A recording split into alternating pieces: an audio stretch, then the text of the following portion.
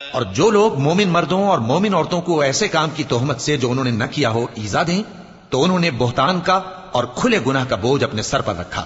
اے پیغمبر صلی اللہ علیہ وآلہ وسلم، اپنی بیویوں اور بیٹیوں اور مسلمانوں کی عورتوں سے کہہ دو کہ باہر نکلا کریں تو اپنے چہروں پر چادر لٹکا کر گھونگھٹ نکال لیا کریں۔ یہ چیز ان کے لیے موجب شناخت و امتیاز ہوگی تو کوئی ان کو ایذا نہ دے گا، اور اللہ بخشنے والا ہے، مہربان ہے۔ اگر منافق اور وہ لوگ جن کے دلوں میں روگ ہے اور جو مدینے کے شہر میں بری بری خبریں اڑایا کرتے ہیں اپنی حرکتوں سے باز نہ آئیں گے تو ہم تم کو ان کے پیچھے لگا دیں گے، پھر وہ تمہارے پڑوس میں نہ رہ سکیں گے مگر تھوڑے دن، وہ بھی پھٹکارے ہوئے، جہاں پائے گئے پکڑے گئے اور جان سے مار ڈالے گئے۔